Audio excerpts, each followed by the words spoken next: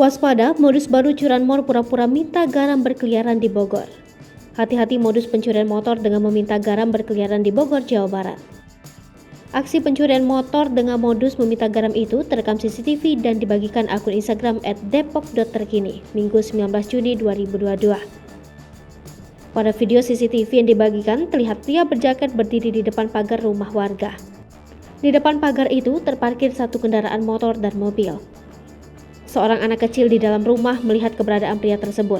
Kemudian anak kecil itu terdengar memanggil ibunya. Pria itu kemudian berkilah kepada wanita itu bahwa ia hendak meminta garam. Sesaat kemudian, pelaku naik ke atas motor yang terparkir. Tangannya seperti membobol kunci motor kurang dari 10 detik. Motor pun langsung dipacu kencang menjauh dari rumah korban. Saat mendengar suara motor, korban panik. Motor yang diparkir di depan rumahnya sudah raib. Korban pun teriak maling dari dalam rumahnya. Dari CCTV yang dibagikan terlihat aksi pencurian motor dengan modus garam itu terjadi Sabtu 18 Juni 2022. Disebutkan peristiwa terjadi di klaster Lavender Perum Bukit Golf Riverside, Cibubur, Bogor, Jawa Barat sekitar pukul 15.11 waktu Indonesia Barat.